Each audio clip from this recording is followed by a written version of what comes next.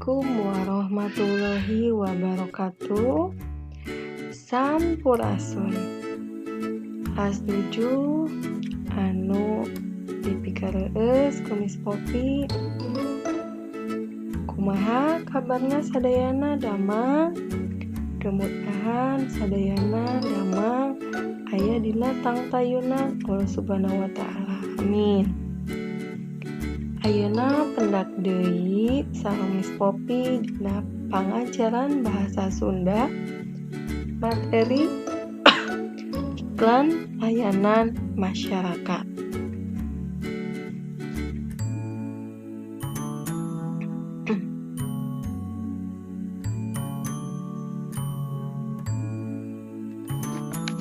Iklan layanan masyarakat teh ditujukeun ka masyarakat bari henteu miharep kauntungan. Sifatna teh non komersil. Ciri iklan layanan masyarakat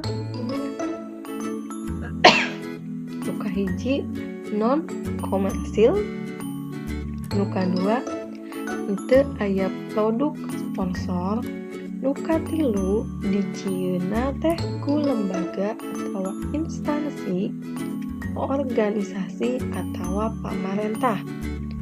Nu kaopat eusina nyaeta anjuran atawa ajakan ka masyarakat.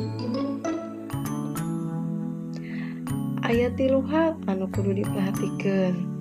Nu kahiji teh komunikasina, nu kadua atikan atawa pendidikan, nu katilu seni.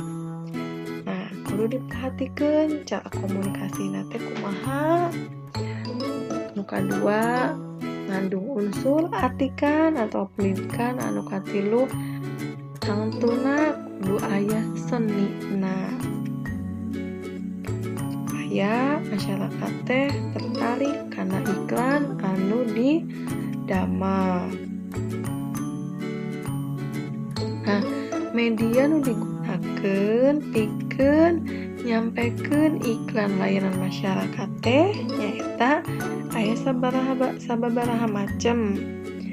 Kahiji nyaeta audio, contona radio. Nah, jadi iklan layanan masyarakat teh bisa disampaikan dina radio. Nu kadua secara visual, contona nu aya di sekitaran urang teh aya poster, spanduk, pamflet, jeung stiker. Nah, contohna ieu nya. Nu katilu audio visual. Contona iklan nu aya di TV.